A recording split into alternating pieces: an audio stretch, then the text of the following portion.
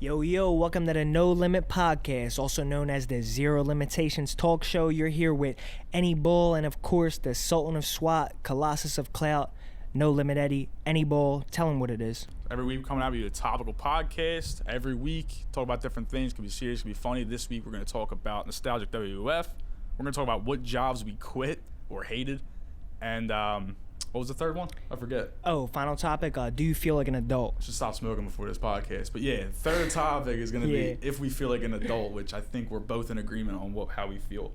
But first, I'm going to talk to you about... We're both young 20s, early 20s. Don't feel like an adult yet. You're supposed to be an adult at 18, but I ain't feeling that. That's bullshit. I don't know. Do you want to go into that now? You want to go right out of the gate with that one? Yeah, I mean, who cares what order it's in? We started talking about it, so dude, just go ahead. Fuck whoever made that rule that at 18 you're an adult. What the fuck do you know at 18? The best memes ever are 18-year-olds like, yeah, I'm looking for beer or cigarettes, and it's the dude from Pawn Stars like, best I can do is a gun. Or best I can do is war. Nah, I think it has something to do with the fact that long ago in life, like the 60s, 50s, 40s, people just went about life differently. You graduated high school, guy worked at the factory, you know, the girl just kind of just stayed home with the kids, and that was pretty much it. And that was like basically established by the time you were 18, 19, 20. Mm-hmm.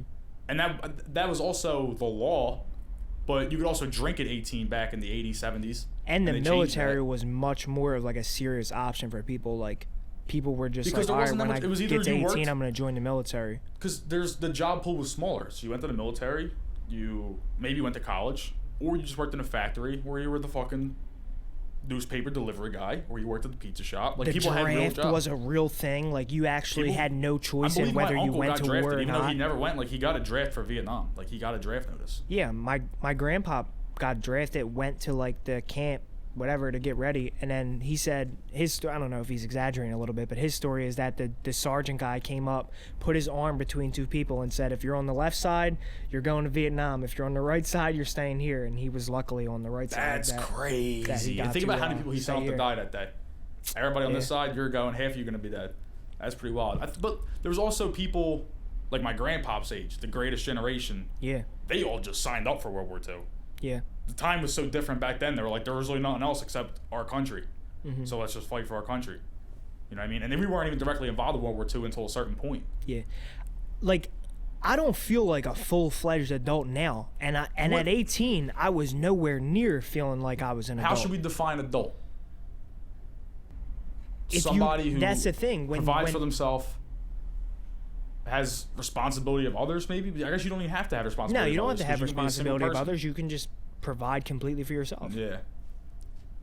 Yeah, I guess I don't feel like an adult in the traditional sense of feeling like an adult at all. But I also feel like I can't, or at least I feel bad if I do the wrong things I know I shouldn't be doing.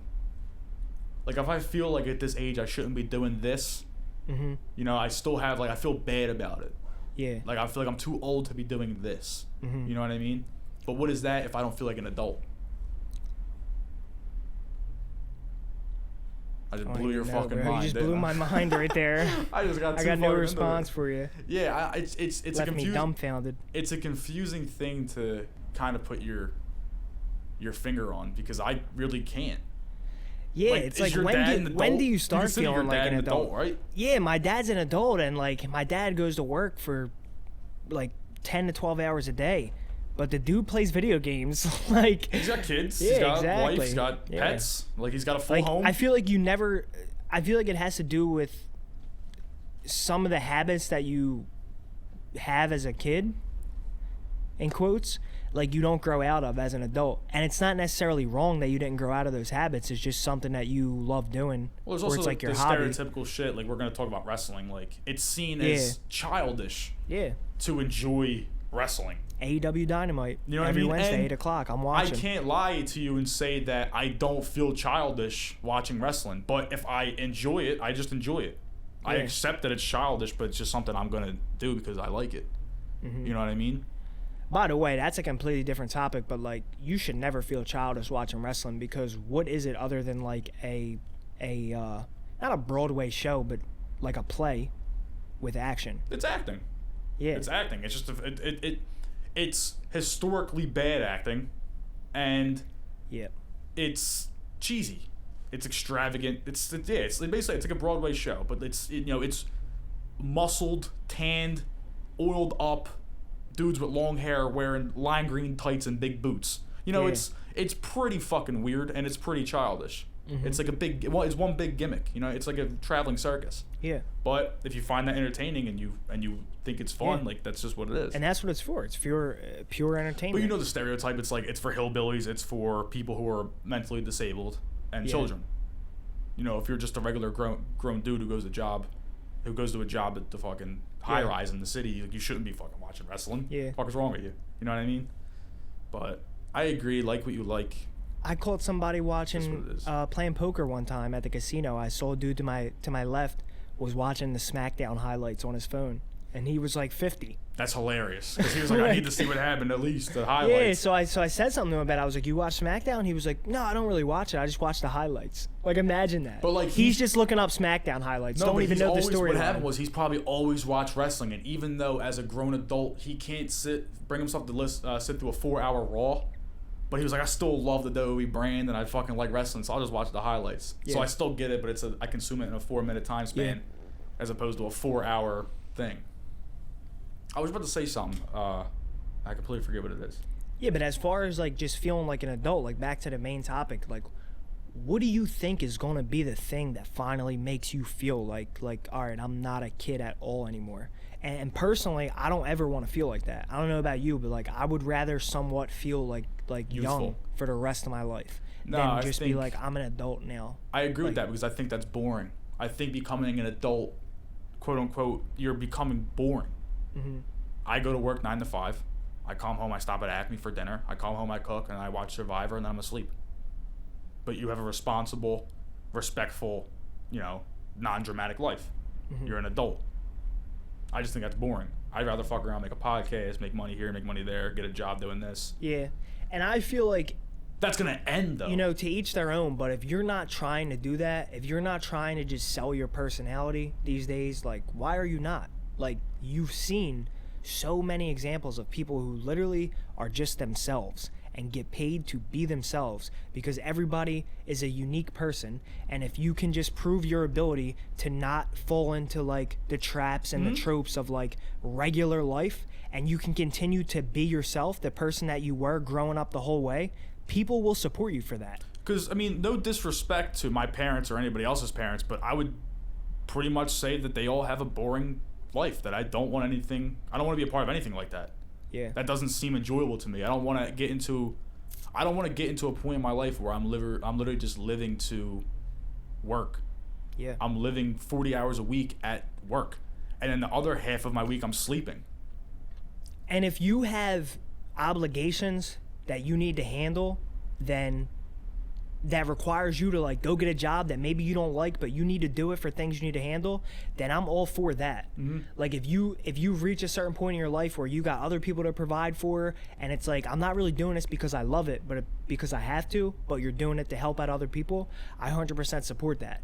But I think that anybody like us under the age of 25, and I've said this before word for word, if you wake up every day at a time you don't want to wake up at, to go do something that you don't want to do, and you're under 25, so you still have plenty of time to go change the trajectory of your life. No kids. What are you doing? Why are you waking up every day at a time you don't want to get up and going somewhere you don't want to go? There's a way to change it. There's a way to at least make it so that you got to get up at a different time. Or make it so that maybe you get up at the same time, but at least you go somewhere that's half decent. You're still in an age where health. it's not frowned upon to live with your parents. You don't have to worry about moving out and paying rent. You can if you can, or you will if you can, but you don't necessarily have to. Yeah. You can save money, stay home, 30 years old, and you can take the time to find something that you want to do. Like all you guys filming, me and you doing the podcast, we're technically doing work of some kind. We might not be building a fucking house, but we're taking our time to produce something. There's cameras involved. We're working with the computers. And instead of working 40 hours a week to be yourself. You can be a content creator and work to just express yourself. You know what I mean? That did sound like an old head statement, though. There's cameras involved, working with the computers. 'Cause I don't know, like, you know what I mean? That fucking clicker, you know what I mean? Technology. If I was an adult, that's what I would say. I guess I'm adult because I said that. But today's the day. I guess I just became an adult. This fucking sucks. Like that commercial, it's like you're acting like your dad. And the dude's like working on the sink. He's like, nope, you hired him. You're not helping him. Why is that like every, like in movies, it's like, I'm not going to be anything like my father. That's always like a constant fucking theme in movies. I don't know, and that's a different topic, but let's like segue into it. Like, dudes just like hate to be like their dad. All of them. Like, even if your dad's the most successful guy, you don't want to be like him. Yeah, like if your dad ran like a successful fucking stock company, you're like, I want to be a painter. Like, you're like, you don't want nothing. It's like, you don't want nothing to do with the success that he had. That's what the movie Inception was like kind of about. Yeah. They want to get in this guy's head and plant some seed because they already know that he had some animosity built up toward his dad. So if they could plant the thought that he wanted to grow a business, but not the way that his father grew it, and not through his father's name, that he would destroy his father's business. Yeah. So even that guy whose father was like billionaire, trillionaire, didn't want to be like his father. I think the best son ever was Tommy Boy. I never saw that movie. You never saw Tommy Boy? I did, but like... Are you kidding me, dude? I did, but like not enough that I could sit here and talk to you Tommy about Boy, I'm declaring him the best son ever. If you've never seen it, his dad like dies, and he tries to like take over the company but prove he's responsible to do it. Yeah. But you can just tell he's just all about his dad. Like, he's not somebody that would be like, I'm not going to be anything like him. He wants to be exactly like his dad, you know what I mean? But you literally, every dude besides Tommy Boy hates being like their dad. And I don't know what that is. Maybe it's seen as becoming an adult. If you become like your dad, you're like, damn, I just became a boring adult. Yeah. Now I gotta fucking go to work, cook, and sleep. Yeah, the other day I was sitting playing PlayStation with a joint in my mouth. And I just remember so many times of like my childhood seeing my dad smoking a cigarette, like playing PlayStation. I was like, dude, this is like it's the same thing. Yeah. I probably got the same stance, the same eyeballs. Without realizing it, you just do the same exact things as them. Yeah, because it's literally like genetics. Shit you can't get around. It's like you're born that way. You were going to be... Now, what do you think about this? Now, this is a topic to get into. Like, do you think that like the way you are at 18, no matter what you went through in life, you were going to be that way at 18? No. No way. Because of your genetics? Or do you think that like those 18 years shaped however you are at 18? No, I think that you just grow up. You grow up seeing what you see, and that just has an impact on you. But things can change where like you can be a totally different person up until 12, and then something happens where you're like a whole different person at 18, I think. Yeah, I guess so. I would. Yeah, there's no way that you could just be like... Say your dad dies at 3, you're going to be exactly like him? You might have like the same mannerisms, like you might stand a certain way, but like you're not going to act like him because you don't know how he acted. Yeah. Unless maybe you do, I don't fucking know. Yeah, that's kind of blew my mind with that. Yeah. I'm trying to like comprehend it.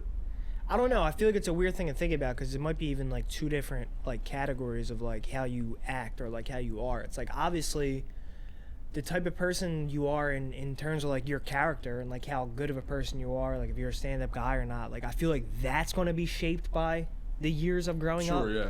But as far as stuff you talked about, like just your mannerisms and like the way your physical appearance, I feel like that's probably just right there. As soon as you're born, it's almost like if you hopped in a time machine, there's nothing that could change like your mannerisms at 18. Nah, or like the way you physically look at 18. A good story about like mannerisms like that. A friend of ours, my brother told me this story. There was like a basketball tournament at the park, and my brother was talking to my friend's mom. Yeah. Weird, I don't know, whatever. And she was saying, "Do you see?" Or like the friend on the court, he was standing with his hands like this, like his thumb like in his fist like that, and she was saying his uncle used to stand exactly like that, but his uncle died before he was born. So like even though they'd never met each other, never been on the same earth, he always stands like this because his uncle did too. It's just in their genetics that they stand like that, which is weird. Because that's just something that like in your DNA, like that's just you're gonna be like that. Who's the furthest person like back in your family history that you've ever looked at a picture of and thought that you look like them? pop. That's just it. your pop, just like your dad's dad. I guess it's not a fair question because I've never seen anybody from like 1899. Yeah, so if the furthest person you've seen back is your pop, then, then that's the answer. That's fine. Yeah. I saw a picture of my great-grandpop's dad would be my great-great, right? Your great-grandpop's dad would be, your great-great. And then his dad would be 3 greats. Great-great-great-grandfather. So the dad of my great-grandpop, so my great-great, like, if you look at that picture, it looks like it's me standing there. It's weird. Really? It looks like... You gotta put it up on the gram. I need like, to see it literally looks like me. Like, it looks like an early 1900s version of me. Like, obviously, now what are you wearing? Now it's just like a suit or something. So now like, we all look like we're from 2020. Like, everybody's features have gotten if you watch movies defined. from the 50s, everybody looks way different. Yeah, they look different. So it literally looks like a version of me from the 1900s. And then his dad, which would be my 3rd great, that's the furthest person I've ever seen a picture of. So my great-great-great-grandpop, I saw a picture of him. What years are But those? I don't think that I look like him at all. What years are those? Your great-great-great-grandfather. Well, I think that your parents are relatively younger. Yeah, the 3 greats, he was probably... I know my great-grandpa was born in, like, late 30s or early 40s, okay. I think. Your great-grandfather? Yeah. Was born in the 40s? No. Early 30s. Early 30s he was born. Okay. Or like late 20s. It wasn't. I think my grandfather's older than him. So then before that, it would be like. I'm mistaken. I don't know. But the 3rd great was probably when they first started ever taking pictures. Like that picture of him is probably like the only picture of him that exists. Yeah, like that he was probably like his doesn't one have picture. many more. Yeah, and then the other guy was probably somewhere in the 1900s where like you could get a picture done in like somewhat of a reasonable amount of time. It wasn't taking like 8 hours. Know what I wish was still around? Like you pose for a portrait. It is. Nah, like everybody. Like that's all you did. Like every like if you were born, once you became 18, you had to get your portrait done, and then when you were 30, you had to get it done again, and then when you were 45, you had to get another portrait. You always had to keep getting a portrait done. Yeah. But like we were like majestic, you know? Didn't they do that because of people just like dying young? No, they just did it to commemorate old family members. Back when the age expectancy was like 40. Because they didn't have pictures back in 1490, so they had to just paint themselves. You know what I mean? But like if you were a mom and a dad who had 6 kids, all 6 kids got portraits, because what if one died? They would just always forget that kid. They would have nothing left to see that kid anymore. You know what I mean?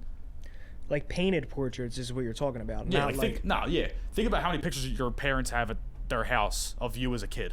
Fucking a ton. You know what I mean? They have so many pictures of you as a kid, but they're like back in 1600, there was one photo, and it was a painted picture.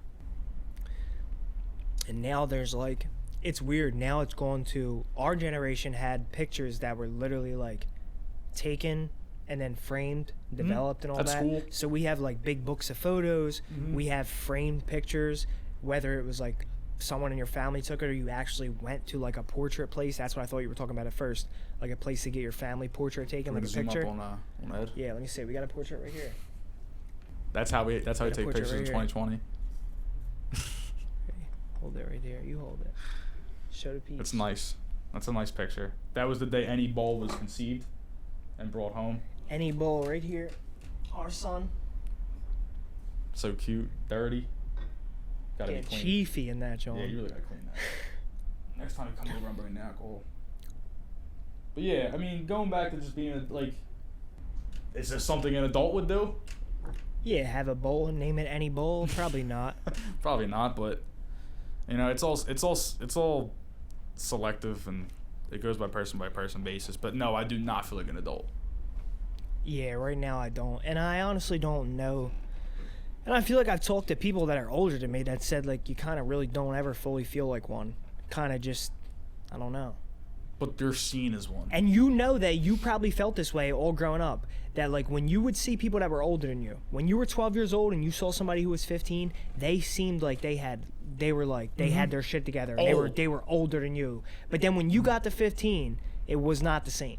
Yeah. You didn't feel like that. Even the people who were 12 years old looked at you like that, but you didn't know. But they did. But if you saw a 12-year-old, like, what the fuck are you, 9?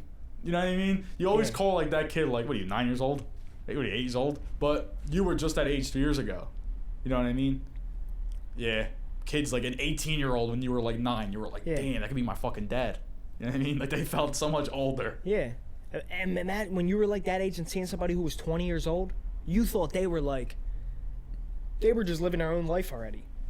Dude, even when you're in first grade, like, you know, like how 8th graders sometimes have to do stuff with the first graders? Yeah. Like those first graders probably think those 8th graders are fucking 40. They got it figured out. Yeah, wow. But honestly, I think I had it more figured out in the first grade. I might be able to agree with you on that. Just because then you don't ever question your decisions. Or you don't ever question anything that you do have figured out. Yeah. It's just the first grade. You're just like, I'm 6 years old. I'm doing my thing. Yeah, but you always have like that occupation. Like, I'm going to be an architect. Like, you have no thought behind it whatsoever. You're just like, that's what I'm going to be. Yeah. I'm just going to do that. I can't even remember what I used to say when they would ask me questions like that when I was younger. That's what I said, though. Cop and architect. What did I say? I don't even remember. I think I said like an NFL player. Probably. Just because I was playing EOM football. Yeah. Former football stud, Ed Remenner. Played his high school years at St. Joe's. 2-time state champion, all right? Got 2 rings. Gotta start giving out autographs. $50 a piece. Let's get Ed Remenner prep jerseys made for merch. Yeah, real shit. We should get one hanging in the rafters. No, but for real, on a serious note, I don't want to say the number because I feel like I'll get it wrong. I'll just say the people that were on the team. We got Olamide Zacchaeus, player for the Falcons. Yeah. DeAndre Swift, player for the Lions. John Reed, player for the Texans. John Runyon Jr., player for the Packers. I think that's it. I think that's 4. And they were all on my high school football team. Now, Runyon played here because his dad was an Eagle, right? Yeah, but the prep was the best football school for him to go to. But were they from, was like John, like Big John Runyon wasn't from around here, was he? They like moved here because he was an Eagle? Yeah. I don't know where. Everybody else is like, but DeAndre Swift, like they're all like local, like they're all local kids, pretty much. Yeah, Jersey, Philly, sort of local. Yeah, they were recruited for high school football. Like Mike Trout, even though he lived in Jersey, is still pretty local because it's only like 15 minutes and like 20 minutes into Jersey. You know what I mean? Even though he's technically from Jersey. Yeah, Mike Trout, I think, played on a team called like Brooklawn that like some of our friends like, growing up, people around here played on or played against. Yeah, for sure. What was it? Oh, nostalgic WWE. Yeah. Who's your most? You said something about Sabu. Yeah, like we're not talking like we're not gonna be sitting here saying the cliche like I love Stone Cold, dude. Yeah, The Undertaker is sick. Dude, everybody loves Stone Cold, The Undertaker. Yeah, like everybody, you know that. HBK. But if you're up late night when you can't sleep watching Sabu highlights, I fuck with you. Yeah, yo. The innovator of violence. ECW, like the old ECW, has just some great wrestlers on it. Yeah. Like Sabu is awesome. Yeah. Like Taz. Sabu and Taz matches, like, oh my god. Yeah. Fire. Dudleys. Absolute fire. Original Dudleys. What's your favorite tag team? Of all time? Yeah. See, that's a good thing about tag teams. Like, I could probably say any tag team that has achieved so much fame, and they're not going to be, like, too mainstream, whereas, like, if you say Stone Cold or Undertaker, it's like everybody knows them. I would say my favorite tag team of all time, probably just DX, Triple H, and Shawn Michaels. Of course, I picked the 2 most known guys, but they are probably my favorite tag team of all time. I mean, the other night, I was actually on YouTube down a rabbit hole, and I was watching, like, DX entrances. And, like, matches from, like, 98. Yeah. They were fucking great. They really were so good.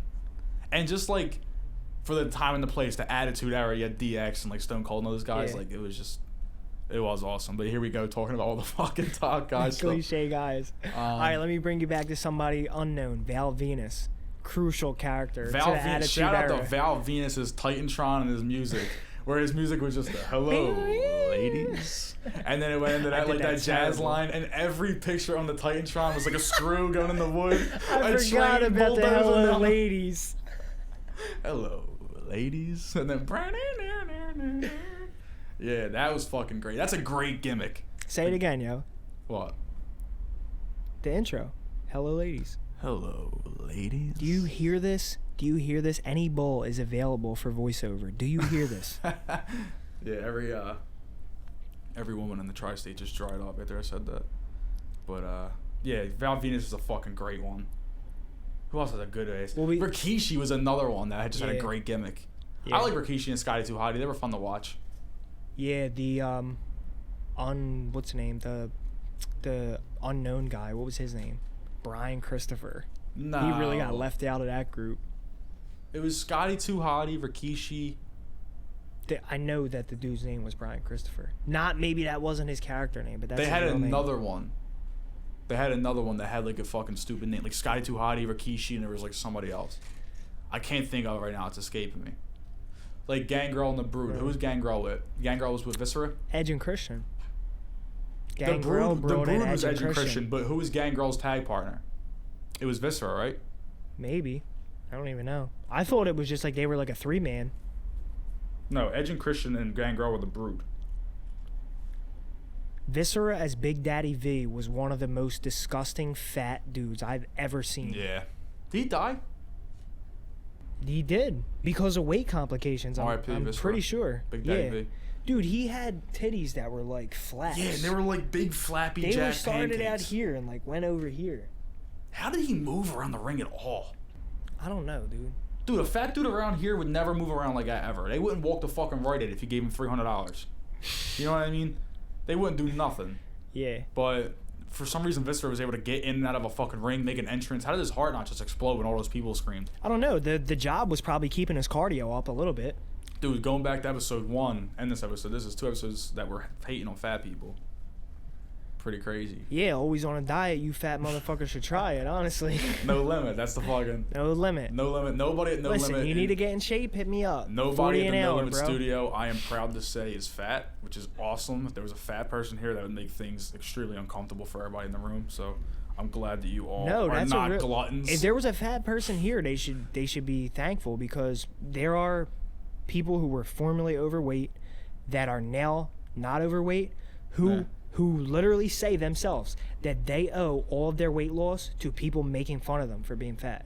There's a whole section of people out there. Fat shaming works. Even if you fat shame there's a whole section of people out there who are in shape now that believe that fat shaming is the reason that they got in shape at all. Dude, if you're this big and you tell people it's okay to be gigantic and this is healthy for me, I really just I can't get behind that, because you're not, and you're actually. Yeah. It's actually dangerous to say that. To a certain extent, putting weight on is healthy, but it's dangerous for you being unhealthy to tell people that you are. There's nothing wrong to have a little bit of weight on. There's nothing wrong with that. And if you have a lot of weight, there's nothing wrong with having it and making a plan to get rid of it. But to continue to keep it and then influence others, like there's social media influencers with thousands of followers who tell girls it's okay to be this big. Don't let the stereotypes tell you different. Like, it's not okay to be that big. That's going to kill you down the long run. And I feel like we got to define, like, what we're talking about. I mean... Like, we're talking about too big. I'm talking about, like, too big. Obviously too big. Obviously, there's nothing wrong with... I'm Pog Nation fucking king. That's all I'm about. And everyone I know that knows Danny that. Danny adds me on a story. The Pog Army starts following me. Everyone who knows me knows that I am deep in Pog lore. I've always been about the Pog life. Pog life title. I'm gonna get the John Cena Thug Life Jones. Let's say Pog life. That is. We gotta get that. I'll get that made. But oh my god. To all my Pog queens, you know who you are, and you know where your size range is. I fuck with you. Anybody that is fucking, I'm talking. Like, what's a good ass one?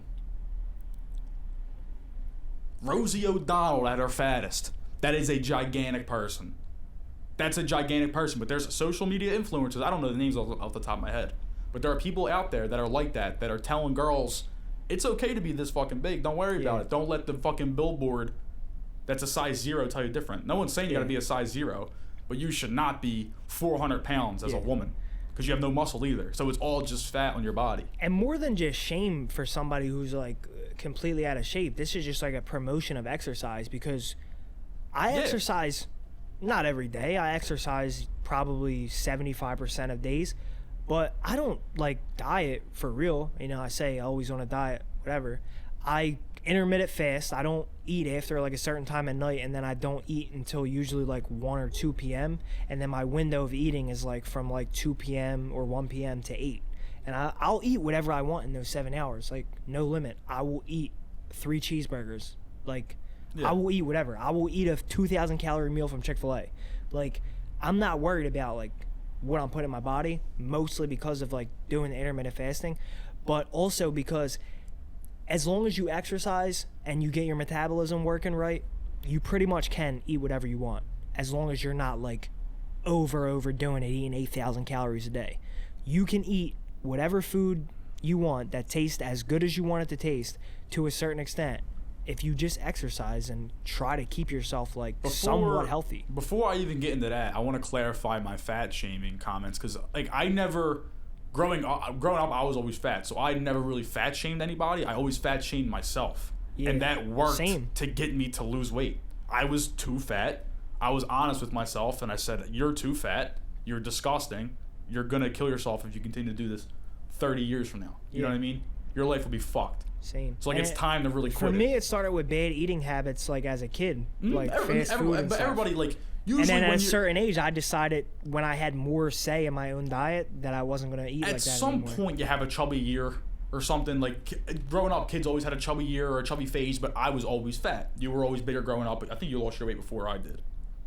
A little bit before, you know what I mean? Like a year before or so. So, you know, being that big, like it's important to recognize it in yourself and be like, this isn't good. Like, this is not going to work. Like, I should be ashamed because this is not healthy. This is not correct. This is not how I was born. I shouldn't be like this. Yeah. And it's not because it looks necessarily ugly. It's because it's really going to kill you. You're going to go up the steps and you're going to be out of breath. Your knees are going to hurt. Your back's going to hurt. It's just, the human body is not supposed to be overweight and obese like that. But yeah, my eating schedules, ever since I lost my weight, I pretty much eat whatever I want to. I'm not afraid to have ice cream, but you don't have ice cream 7 days a week.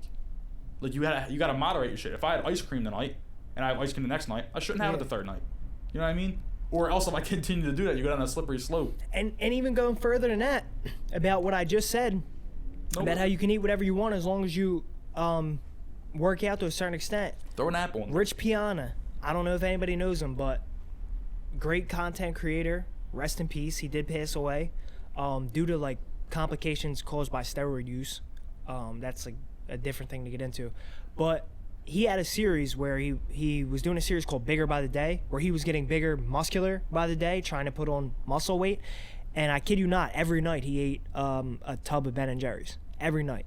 But this dude woke up in the morning and did an hour of cardio, and a couple hours later he worked out for 2 hours every day. But every night he ate that thing of Ben & Jerry's. Now, he could only do that because his exercise regimen supported that type of lifestyle. Yeah. So as long as you eat within like the means that your exercise regimen allows you to, you'll be fine. You can also agree with the fact that even though he wasn't overweight, like in the traditional sense of being out of shape, that's not healthy for him to do. By any means. It wasn't Eating healthy a tub of for Ben him. Jerry's is not it healthy. wasn't healthy for him to carry around the weight that he was carrying either. He got himself up to like 315 pounds at like 5'10". Right, but like we also, I guess we don't tend to forget, but we overlook the fact that not only is food going to make you fat, but it also affects your organs, and like it affects your body and how like it will even work over just time. weight sitting on top of you. I mean, like it's not, you're not supposed to eat Ben & Jerry's every night. You're just not supposed to consume that. It's not natural and it's not good for you. So like we look at drug addicts and alcoholics as people who have these excessive problems, but when it comes to food, we like give it a pass because it's your body image and people are really self-conscious about it. But like people really just need to be honest with themselves and say, I am too big and I need to lose weight. It's just for your own good, not for anybody else, and you shouldn't want to do it for anybody else. Because it's the best feeling in the world, honestly, when you are fat and lose your weight and you start living on the other side and know that like, wow, it is so much better. Yeah, so for anybody out there, you know, struggling, if you got weight problems, you know, personal trainer, we got you. Improve your diet a little bit and work out a little bit more and just gradually make improvements and you'll be all right. Everything will be fine. Hit up No Limit Eddie for any training needs. But while I'm, you know, giving you guys a little encouragement, there is one like extremely overweight person that I just gotta say, fuck you to, honestly. Who's that? And that is my dude Bart. Bart? Who works at a restaurant. He's the wine guy at a restaurant that rhymes with Arletta. It's in Rittenhouse Square. Anyway, he works there, and the topic that we need to get to last is jobs that we quit. So here's why I'm saying fuck this guy. I show up on the first day. But before we get into the story, I need to clarify how fat exactly is Bart so I can get my anger levels right. Nah, Bart is one of the guys, like, he's too big. Height and weight. What would you ballpark him at? Bart is 5'6". Oh, this is already bad. 375 pounds. So he is a fucking mess. Monster. He's a mess. Everything is fucking wrong with him. Okay. Wine and cheese all over his body. Oh. Probably got like old cheese like under the folds and shit. Oh my god.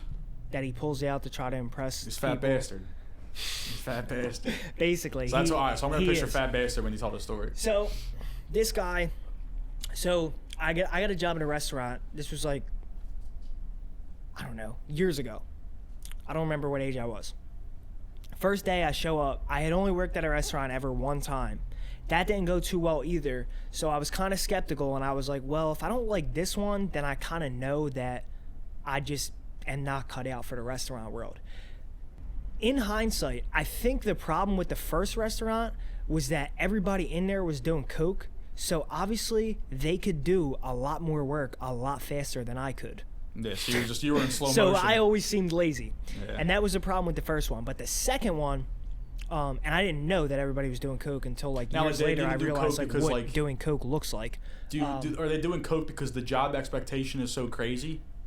They didn't need to be on. Maybe not in that specific. Maybe not in that specific scenario, but I would say that in like the restaurant world, you're expected to be like high energy at all times. So that's why like drinking Monster Energies and like doing coke and all those upper shit. That's like part of that culture. Especially when you work at like a fancy restaurant, Rittenhouse Square in Center City, Philadelphia. Like it's a performance that you're putting on to every table. Like when you go there, you have to recite.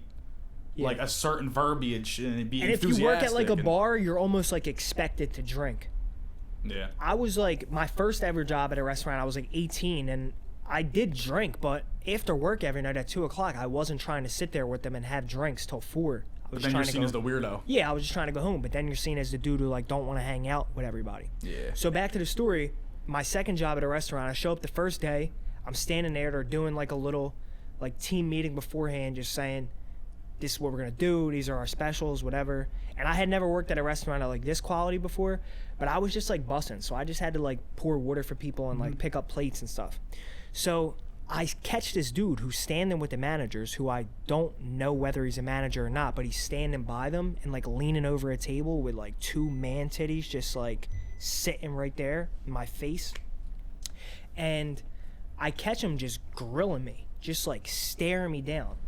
So me just like being the type of person that I was back then, and like I still kind of am now, but I've dumbed it down a little bit.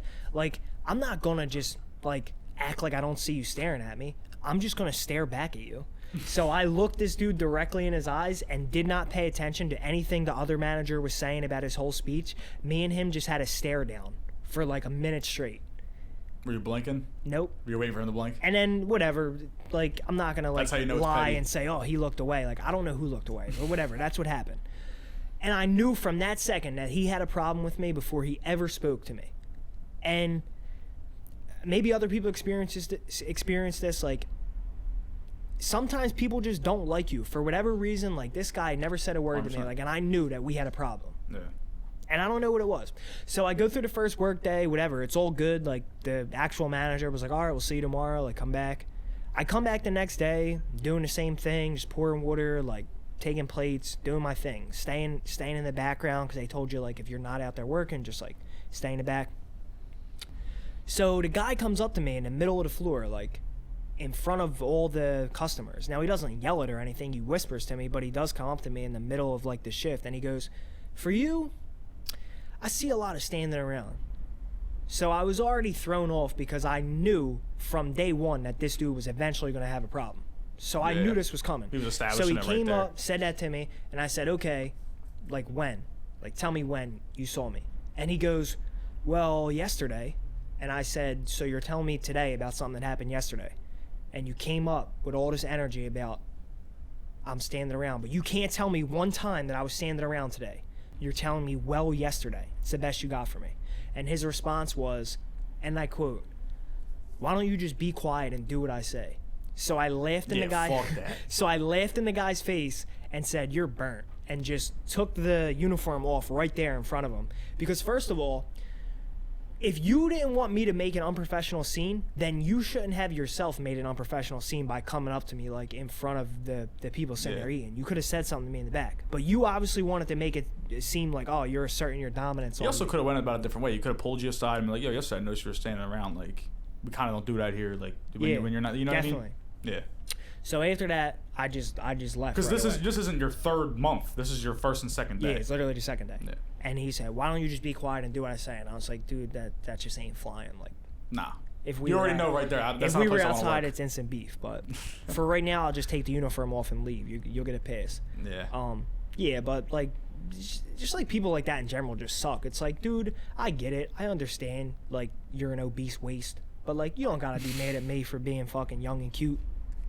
And like, honestly, that's what it was. When he was staring at you at that meeting, he's 100%. Like, damn, I want to be him. He's like, damn, I could have been in shape too if I didn't start eating fucking 4 plates of cheese and 4 bottles of wine a night. And you were just staring back at him like, damn, I wish I wasn't that fat. Thank God.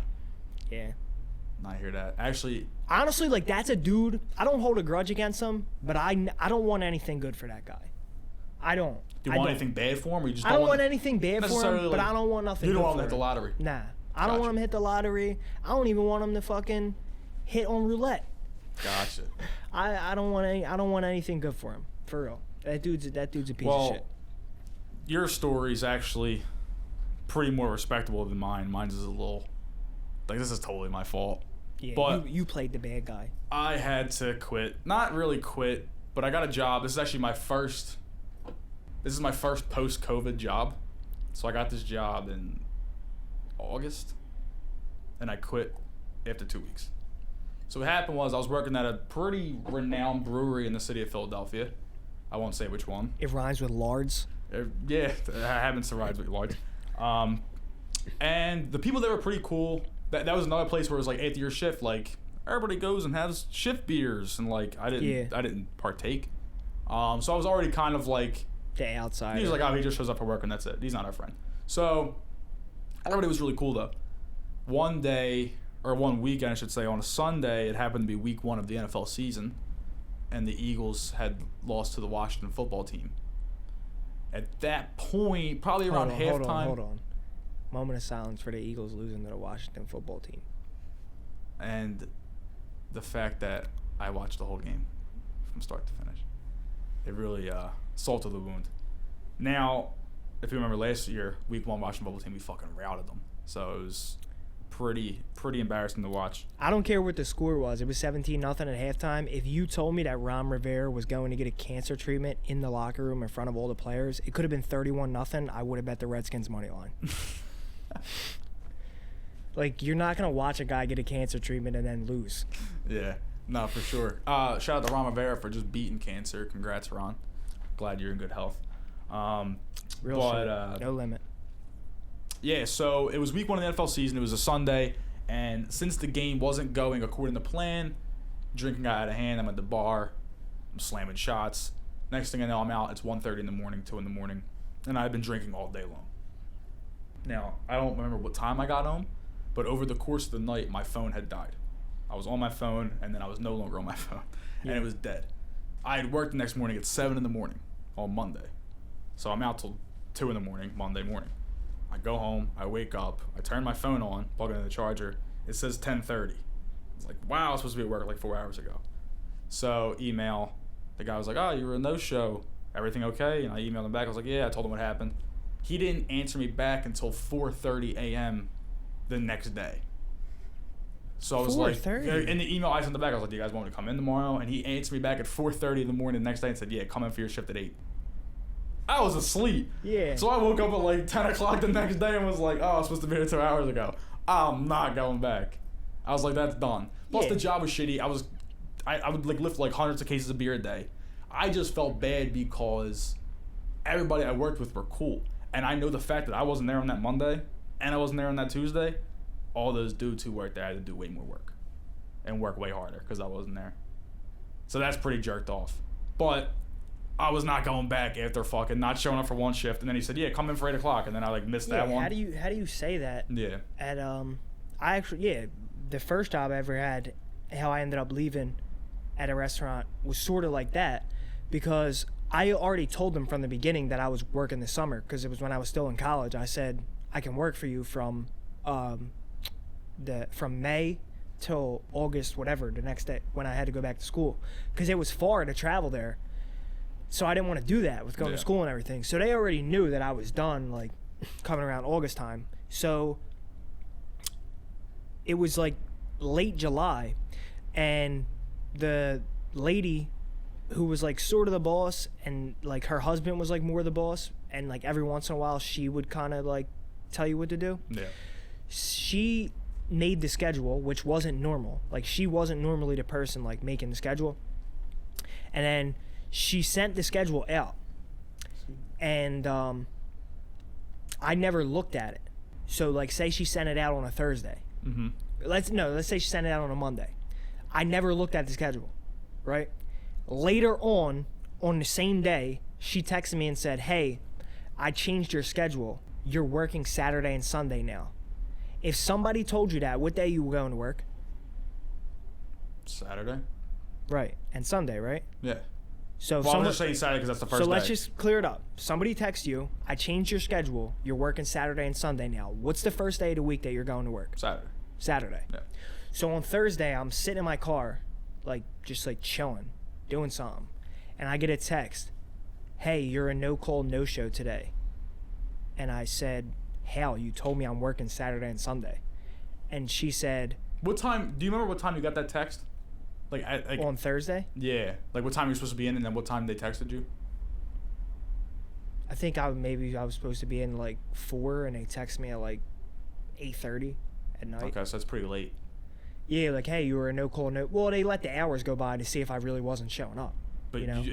You don't know in 4 hours of not showing up. Like, I used to manage a sporting goods store that rhymes with Rochelle's. And if somebody wouldn't come in, like if someone was scheduled at 8 and they weren't there at 8:30, I was calling them. Like, are you on your way? Is everything okay? Are you good? Are you coming to work? Yeah. We would establish all that right there. And like, do you still need me? Yeah, can you come in? Or no, come in tomorrow for your next shift. You know, it's best to establish. And like, I know places have different procedures and way of doing things, but to me, it seems like, well, this person works for me. They're employed by me. They're not here and they're supposed to be. First of all, is everything okay? Yeah. Did the person get in an accident on the way here? You never know what the hell happened. Then establish, are you coming in or are you not coming in? Mm-hmm. Do you need, like, can you come in? Like, I need you here for a reason. So, like, it's weird that they waited 4 hours. Like, that, like, yards, like, yeah. You know, it's just, well, I just blew it up. So then I just responded to the lady and said... I meant large. Because that was just, like, the way that she acted about it was so, like, as if everything that went wrong was my fault, when clearly, like, she made a mistake. First of all, she made a mistake with the original schedule if she had to change it to begin with. And then also didn't take into account that, like, I might not have even looked at the other days on the schedule yet, because it was the same day that she sent me the text. And, like, now it just seems like, well, whatever it was, you're working Saturday and Sunday, right? Yeah. So she clearly made the mistake. And then just, like, the attitude she gave me about, like, when I explained to her, like, this is why I didn't come in today because of this miscommunication, as if, like, I was lying to her, like, because I didn't want to come in. I just texted her back and said, like, okay, well, I'll come in tomorrow and I'll come in Saturday and Sunday, but after that, there was like one more week after that I was going to be working there anyway. So I said, after that, I'm not going to do the last week. Like, I'm just going to do Saturday and Sunday. That's going to be it. And she was like, this actually worked out so good for me. She texted back and said, it's okay. We don't need you tomorrow. Like, trying to out-petty me. And I was just like, okay. You're lost. I'll just do something else on my time. It's better. Actually, I'll be there Sunday to pick up my money then, and that's it. Thanks. And when I was at the beer place, like, I guess I don't feel too bad because it's not like they were hype. Like, I wasn't really missing out. The pay wasn't amazing.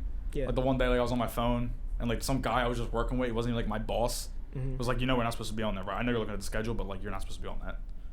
I was like, first of all, suck my bird. Because why are you telling me I'm not allowed to be on my phone? Because I pulled it out for 30 seconds. Yeah. Like, I don't know who you think you are, but if you're not paying my fucking anything check, like that, then just sends me immediately off. Like, are you giving me my check on Friday, or is the dudes upstairs getting my check on Friday? Then shut your fucking mouth, because I don't know why you would do that. Because if you were on your phone, I wouldn't be like, "The fuck you doing?" I wouldn't go rat you out. Yeah. So people like that can go fucking screw. Yeah, when you go to like a new job and like the dude who's been there forever tries to like little boy you. Yeah, but like, yeah, exactly. He was trying to little boy me because he could have, if he was being cool, he was like, dude, like, you don't want to have your phone out. Like, they walk by a lot, you'll get in trouble. If you wanted to be cool about it. Yeah. He can be like, dude, he literally said you shouldn't be on that. He's like, yo, I know you're looking at the schedule and I know it's a schedule, but you shouldn't be looking at that. And I said, well, actually, it's the first time the schedule got sent to my phone, and I actually never even seen one of these emails before, so I wanted to check it out on the spot, so in case I had any questions, I can ask them. Like, I don't know, like, what do you want me to, like? I was trying to one-up him on my response. That's why I wasn't like, okay. That's why regular jobs are just trash, bro. That shit ain't for me. It's just straight labor. It just ain't gonna happen. Like, I'm already happen. busting my balls. It's like I'm in my 7th hour. It just ain't gonna happen. And I'm glad that I was, at a young age, started working. I started working at my mom's job when I was 16. And from then until the age of, like, 21, I had a job for 5 years straight. And I got to learn at a young age that this ain't gonna be it. Like, this ain't what I want to do. It's like I'm glad I get to make money and save money now, because I ain't doing this much longer. I'm not as a real adult, like we were just talking about earlier. Like, as a kid, it kind of felt like normal to be like, you know, like under people, because it's like everybody's older than you. But when you go into like a job as an adult, it's like, and we're both adults, there's just no chance that I'm ever letting you like talk to me like that. Yeah, this like is the how first. That dude This is the first job. It's not happening. There's no chance I'm ever. This is the first job that I got as an adult.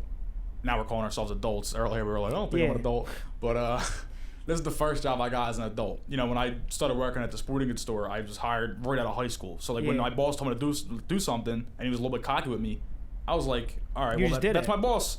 You know, I'm gonna make him happy. You know what I mean? But as I grew up, like if you back-talked me and I was the person that you were on my shift, like that's not gonna happen. Like, because I'm in charge of you. But like, but even if you're on the same level, I'm saying it's not. Yeah, so I get this job. I get this job at this beer place, and this dude's literally we're literally working the same fucking station, like swapping cases of beer out and shit. And he's like, "Yeah, you should not be doing it. I know it's a schedule, but like you should get off your fucking phone." And he said it cocky. His tone was cocky. Yeah. He was dead serious. He's another person who's big. See, all these big dudes are miserable. Exactly. I mean? Just stop being miserable. Stop being miserable. See? Look at the fucking. Look at the vibe and the mood that we got. It's like, about like miserable people not being cool with non-miserable people. Yeah. There's always some type of problem like that. Sklarpeta, and Sklarpeta. And they were like, he was like, you know what? That kid has fun. Fuck him. He's in good shape. He probably has a girlfriend, and I'm just a fat fuck with tubby tits. And I just sit there and fucking stare at people. For real, no limit. Like, we might sound like we're being mean right now, but this is the truth. It's just like people that are miserable misery loves company. They want other people to be miserable with them. And you want to lose weight? You got tubby tits. Lose them. Fucking get rid of them. I'm not gonna show you. I'm not gonna call you a fucking A cup because you got fucking. My thing about the job G's. thing, my biggest realization was that you might be older than me, but I'm smarter than you. A lot of people. A lot of people that were older than me at like a basic job where like your mind power really doesn't matter, like you would just find that you were smarter than like the majority of people that were older than you that worked there. But it was like they were just older than you, so they had like a better position, or like even if they had the same position, they just felt like they could talk to you some type of way because they were older than you. Older people have experience doesn't necessarily mean that they're quicker and smarter, especially given like certain situations, like certain jobs where you need to be quicker. Like being older doesn't necessarily guarantee you that you might have more experience of being around it, but it doesn't mean you're better than me. Yeah. You know what I mean? Like legitimately, the first job we just talked about me doing training, the first time that I ever got a job being a trainer, the like assistant manager who was like in charge of like the trainers kind of did not know how to do a squat, a push-up, a curl, a nothing. Had never worked out a day in her life, but was just like in charge. Yeah. It's like what, especially in an environment like that, it's just like what is going on? That makes no sense. Literally the only reason you hired this lady is because she's like 40 years old. Like, she seems assertive. Yeah, like that that place rhymes with Ink Fitness. Did you ever get fired from a job? Fired? Did you ever get fired? No. I've always left on my own. I've never been like fired, like don't come back. And have you ever been fired? No? Oh, we're all good boys in here. I didn't know that. I don't know of anybody that's like, I feel like most bad separations from jobs come from people that are just like, all right, I'm not coming back. I haven't had many jobs. I've had 3, but I was always well liked at all 3. I've literally only had 3 jobs, and I was well liked at all of them. No, dude, I never ever wanted to fire me. 2 jobs that I had, I could have easily sued for sexual harassment, and I just didn't. What the fuck? Are you serious? Yeah, but like nothing like real serious happened, but stuff that would be considered in the workplace sexual harassment, and you would win a case for. Yeah, No Limit is a safe place. We can all tell our sad stories. So if you want to go ahead and start. No, it's not a sad story. It's just like when I first started. When I was like like 16, like I said, when I started working at an office, like it was a I don't want to like say too much about it because I don't want to, you know, like say anything like negative about the place. This we definitely but basically, I worked in an office around a bunch of females who were older than me, and I was only 16. So they always made like comments, you know, like about like they were just getting Eddie's face and motorboating themselves. And he was like, "What the fuck is going on?" He was like, "Mom, pushing me in the closet with them and locking it." Making alley and shit. No. There were a couple times like I would have to go to the basement with one of them, like just me and them. And you know, like a teenager, my heart's beating fast. Like, what if something happens, dude? Like, what are you gonna do? Yeah, but just like little comments they would make. Like I said, nothing serious, but like some of the comments, like if I really wanted to take it to court, I would win for sexual harassment. What did they say? And then, all right, so I can't think of a specific one from that job. Don't use names or nothing. But at the place that rhymes with Ink Fitness. The assistant manager who knew nothing about exercise and one of the other trainers who was just like an older lady. Mm-hmm. I was sitting in the office one day on my phone, and I just had my head down sitting on my phone, and the trainer walks in and starts talking to the assistant manager, and they're like giggling. Like I can't hear what they're talking about, but they just start giggling. So I like look up, I see them laughing. It's like 40, right? Yeah, I see them laughing, and they're like looking over at me giggling, and I keep looking up, and then it gets to a point where I look up and I just like stare at them kind of like this, so my hands like what? Like, because I feel like it's like a joke on me at this point. And the lady looks at me and goes, "Boy, you wouldn't know what to do with the 2 of us." And then they just start like saying like weird like sexual comments. You're a pussy. And shit. Yeah, I could choose 2 jobs for sexual harassment.